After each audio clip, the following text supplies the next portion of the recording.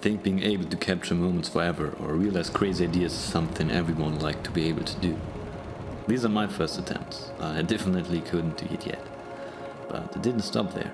Over the years I've learned to film myself so that you can watch it. And without a camera crew, without professional lighting or fog machines, and also without a budget, just my camera and me, I was able to learn how to bring stories to life, and even though I don't know everything yet, I'd like to share my knowledge with you. So let's go. Let's start with the least important point, the equipment. And yes, you heard me right. The best camera is always the one you have with you. So if you don't have a camera yet, don't worry and start filming with your phone. Because much more important are the following 3 steps. Shot variety, lighting, and I guess I won't tell you yet. Shot variety means that you show one scene from different angles. A typical sequence is this. You start with a wide-angle shot to show the viewer the scene. Then comes a medium shot to draw the viewer's attention in the right direction, and then a micro shot. Well, just because it looks cool. And with a bit of music, the whole thing looks like this.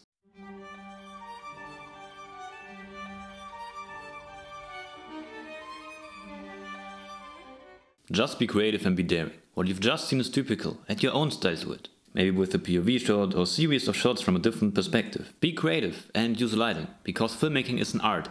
And just as a painter used this brush to paint this picture, we use the light to film a story. Okay, I had imagined it much more epic, but never mind.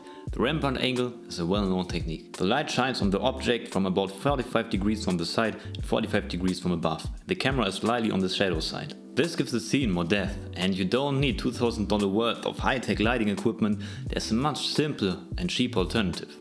Windows. These scenes were filmed using only daylight, and even if you're outside, you can use this technique. Just pay attention to where the sun is and use the light. What I also like to do is put the subject between the light and the camera to get that cool movie effect.